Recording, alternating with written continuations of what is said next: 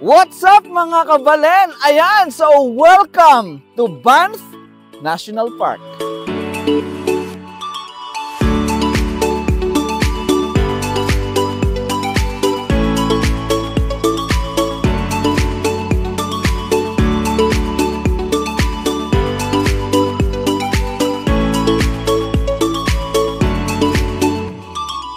Ayan, so another day, another vlog na naman para sa atin, no, mga kabalen. And this time, eto na, na-checkan na natin ang isa sa ating mga bucket list, ang ma-explore ang isa sa mga pinakamagandang tourist spot dito sa Canada, ang Banff National Park. Kaya join me as we explore ang napakagandang lugar na to. Excited na ako mga kabalen, kaya tara na, let's go! So ayan mga kabalen, nandito tayo ngayon sa may Fairmont Luxury Hotel. Ayan, so very iconic itong hotel na to kasi dito actually nag-check-in ang Queen of England tsaka mga Hollywood stars. Napakamahal mag-check-in dyan mga kabalen. Actually siguro mga mahigit 1,000 Canadian dollars ang presyo per night. Ganon siya kamahal. And very iconic ito kasi talagang natayo siya noong 1800s pa. At makikita mo kapag lalapitan mo yung structure niya is talagang gawa siya dun sa mga old bricks and talagang historical ito. So napakaganda. Ayan o, ang ganda o. Wow. Very nice. Para ka nasa ibang bansa. Diba? Ang ganda. Wow. Yun nga lang, medyo malamig. Nakalimutan kong mag gloves. Naninigas na yung mga kamay ko. Ayan. Ayos. Nice.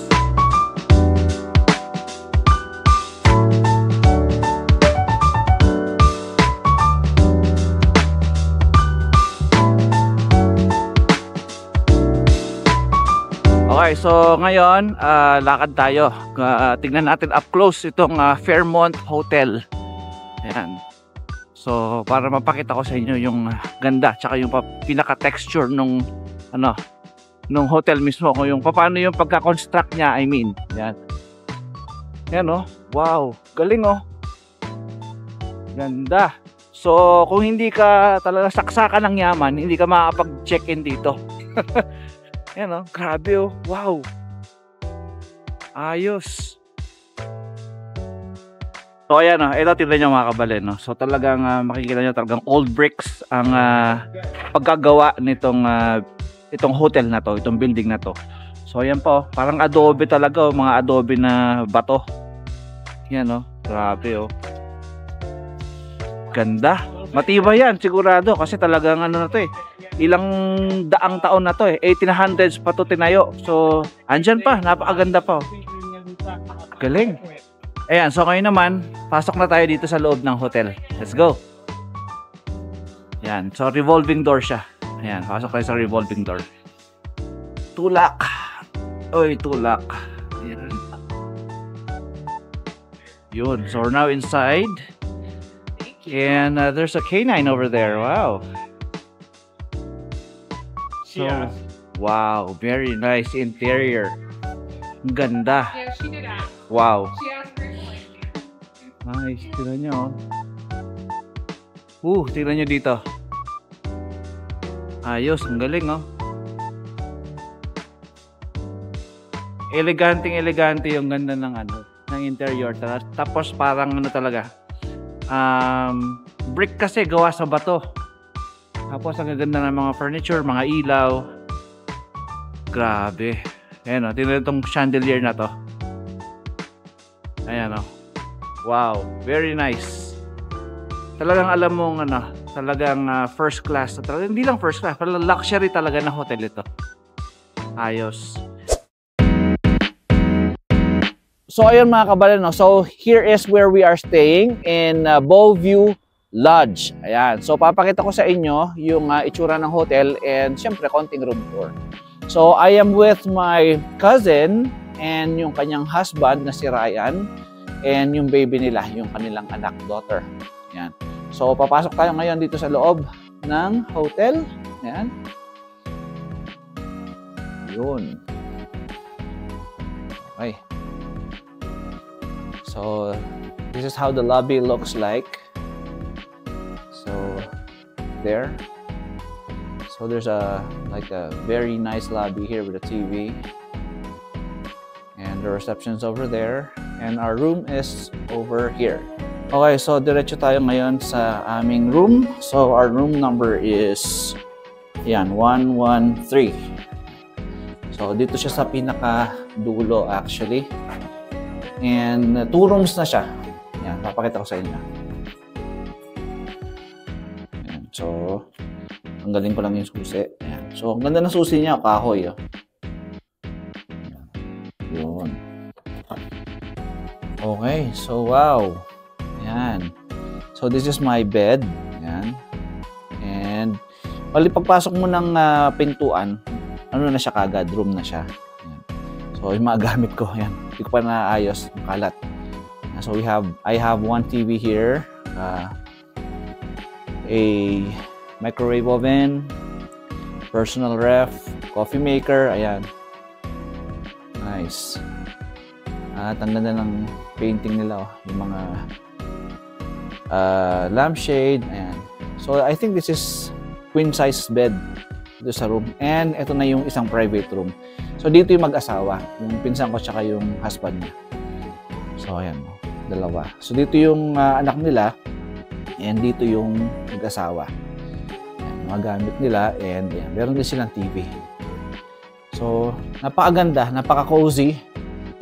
And ano to, I think ang binayaran dito is around 600 Canadian dollars.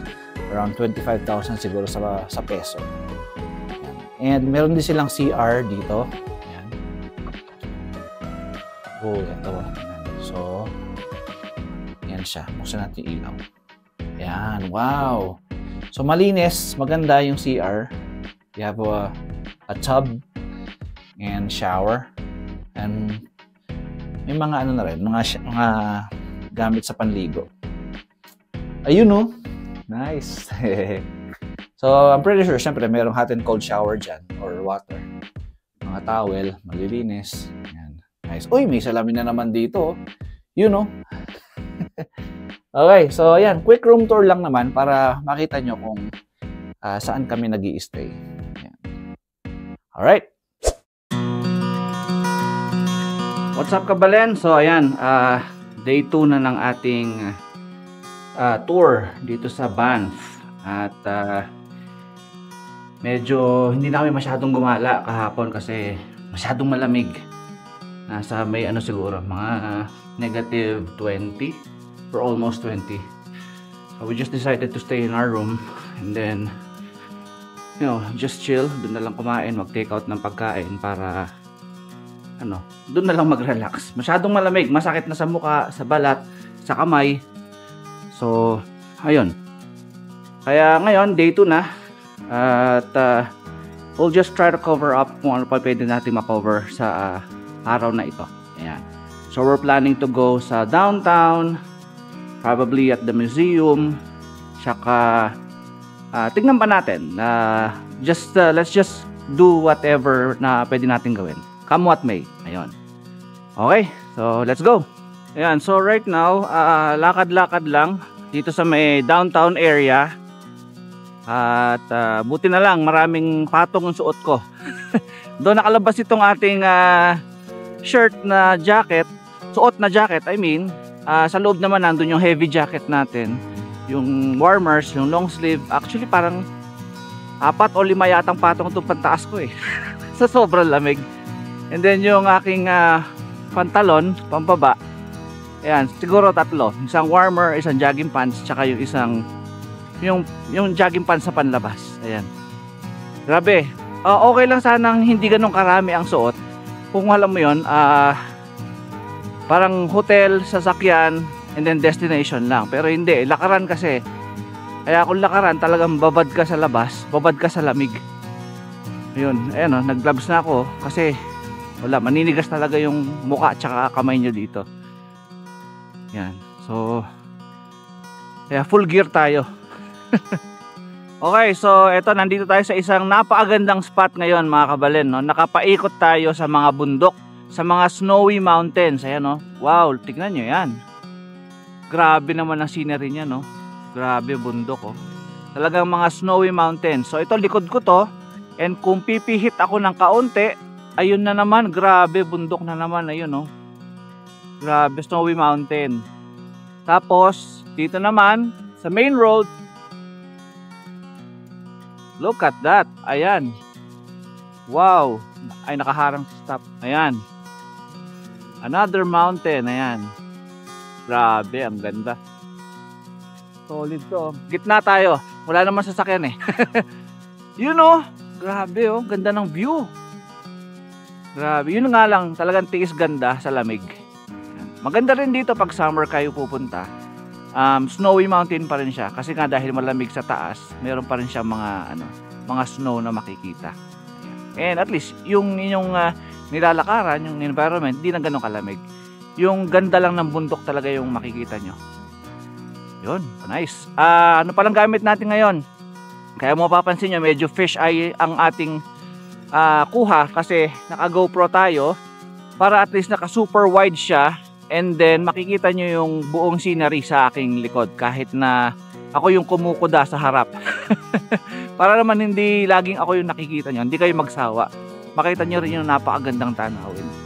Uy, pati dito pala sa side na to, bundok din, no? Ayun, no? Also, dito sa Banff, hindi ka rin naman maliligaw. Aside from lahat may makikita sa Google Maps, yun naman kasi ang kinagandahan dito sa Canada. Lahat ng bahay, lahat ng establishment, registered and nakapin sa Google Maps. So, hindi ka talaga mahirapan mag-commute, mag-drive, or hanapin kung ano man yung gusto mong hanapin. Ayan. Kasi, ayun nga, searchable lahat. And then, may mga signage, ayan. And ito ring signage na to, ayan, no? Mga direction. So dito nyo makikita kung saan yung papunta sa ganito, sa ganyan. Ayan. So ganun ka-systematize ang Canada.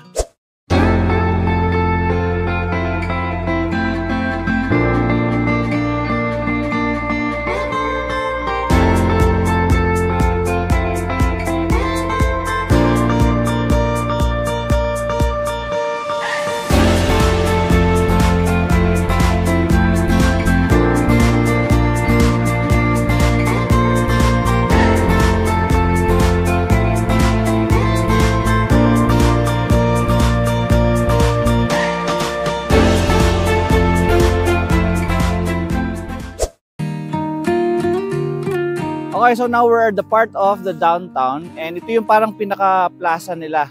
And makikita nyo dito, meron siyang parang mapa. So ito yung mga makikita nyo sa loob. Ayan, no? Parang ano siya, parang mini-map ng Banff. Ayan. So meron siyang parang geography dito. Ayan. Kung makikita nyo, geography. And then ito rin yung mga, kung ano yung mga pwede nyo makita mga establishments. Ayan. So as you can see on my back, napakaganda dahil talagang Rocky Mountain siya. Kahit saan ka magpunta dito sa Banff talaga, napakaganda ng view. Grabe. And dito sa part na to, ito sa kabila, ito na yung pinaka parang main road na downtown. So pupunta tayo dito ngayon para at least makita natin kung ano yung mga nasa mismong main downtown natin.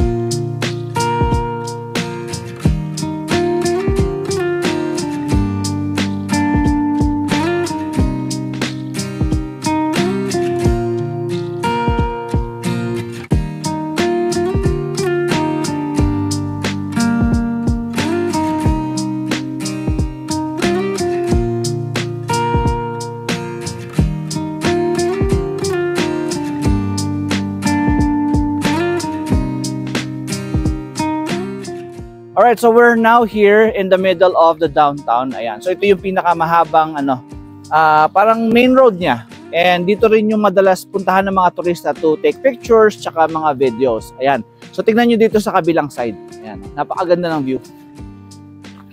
Okay. So ito na. Ito yung main road. And dito rin madalas yung mga picturan dito sa gitna. Ayan. So, di ba, tingnan nyo naman, napakaganda ng mountain. Ito yung pinakamagandang spot niya na talagang makikita nyo yung ganda ng bundok. Ayan. So, medyo malamig na mga kabalan, no? Actually, tinanggal ko na muna yung GoPro ko. Nilagay ko sa bulsa ko dito kasi sobrang lamig, naghahang na siya. And then, dumating sa point na ayaw na siyang mabukas Pero marami pa naman siyang baterya. Kaya pasok muna tayo dito sa establishment dito, magpainit muna tayo. Sa Pilipinas, mga tao pumapasok sa mga establishment or sa mall para magpalamig, magpa-aircon. Pero dito, baliktad. Pumapasok sila para magpainit. So, halika, samahan niyo ako po. Pasok kayo sa loob. Ayan. Okay, very nice. So, this is a souvenir shop. So, makikita nyo dito, ayan, mga iba-ibang mga damit. Eto.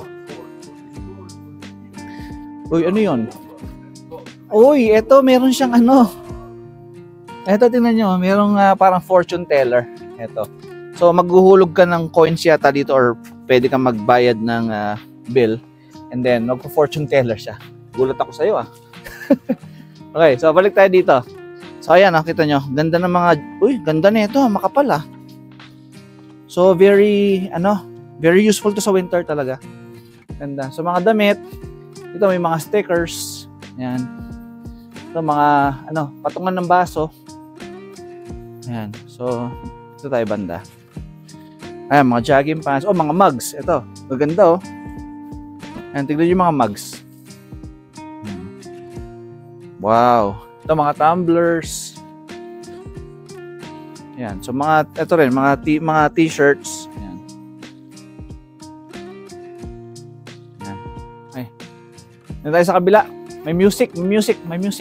Yan ang kinakatakutan ng mga vloggers, yung music. Copyright tayo. I am the all-knowing Lothar. Oh, really? Listen to me and what I am saying. Oh, I should listen to you? All-knowing too. Okay.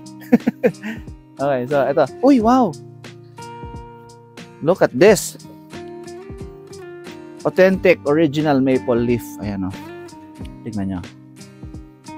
Wow, ganda ng casing niya. Tignan nyo. Maple leaf talaga yung bote. Shape ng maple leaf. Ayan, oh. Wow. Sa mga hindi po nakakaalam, ang Canada, ang pinaka-capital or pinaka-main producer ng maple syrup sa buong mundo. Ayan. So, ayan. Dito talaga makakatikim ng napakasarap na maple syrup. Ayan. So, uy, merong, slingshot sa Tagalog or sa Kapampangan, tiradol. Ito po, grabe. Uy, ganda ng pagkahulma nyo. Moose. Galing, oh. Nice. Kano kaya to? $16. Wow, umahal. Ayan. So maraming mga souvenirs dito na pwedeng mabili. Ayan, oh ito. Mga tumblers, mga mugs.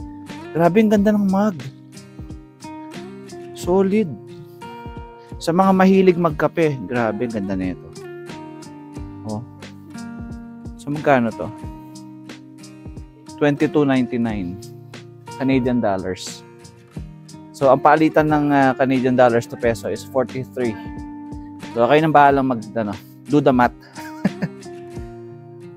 Okay, so, mga stickers, mga keychains, ito. Lapit kayo, halika kayo. Ayan, mga keychains. Ayan. Daming keychains dyan, oh. Ayan.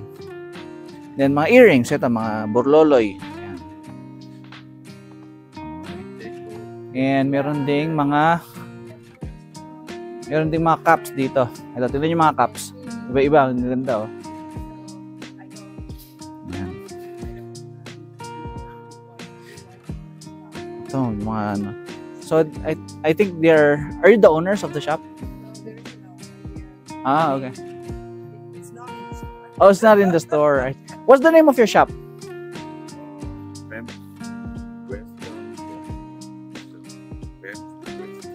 Banff Western Afri. Oh, Outfitters. Yeah. Okay, so Banff Western Outfitters. So if you're inside Banff and you would like to get some souvenirs, yeah, this is the place to go. They have a lot of amazing items here. Ayan. Okay, so dito tayo. Uy, ang gaganda ng mga sapatos, oh, mga bare shoes. Ayan, nice. Okay, so labas na tayo. Okay na tayo dito. Let's go.